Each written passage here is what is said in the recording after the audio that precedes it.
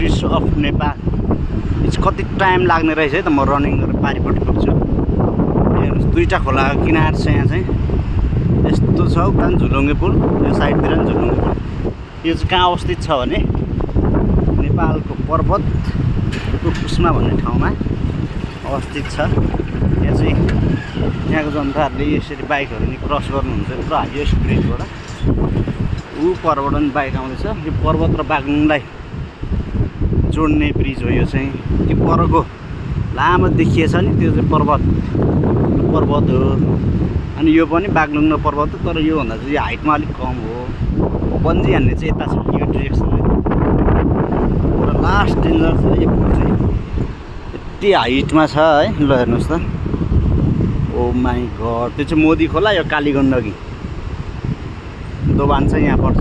त्यसै बाइकमा पनि इजिली ल्याउन सक्ने मान्छेहरूले, उस्तै मान्छेहरूलाई त यहाँ हिँड्नै गाह्रो पर्छ कि। हाम्रो एकजना अगाडि सर हिँडेर गइरहनु भएको छ।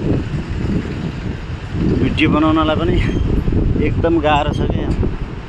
मान्छेलाई फोटोसोटो खिच्न पनि रिङ्गटो लाग्ने समस्या हुन्छ नि त। मान्छेलाई अनेक प्रकारको क्यारेक्टरहरू हुन्छ। अब यहाँ चाहिँ म रनिङ गर्न दिउँ कि भन्ने सोचिरहेको छु। आधी बाटो चाहिँ आइपुग्यो पुलको,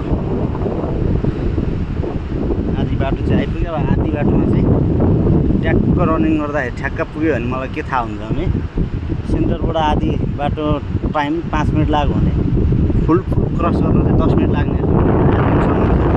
त्यसको लागि चाहिँ म रनिङ गर्दैछु बाटोमा।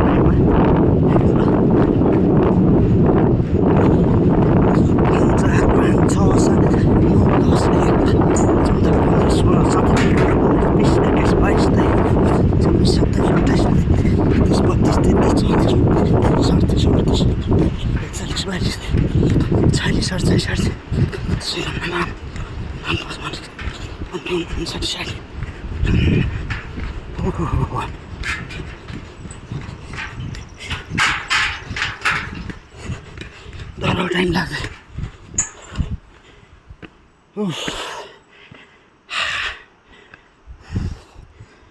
लगभग रनिङ गर्दाखेरि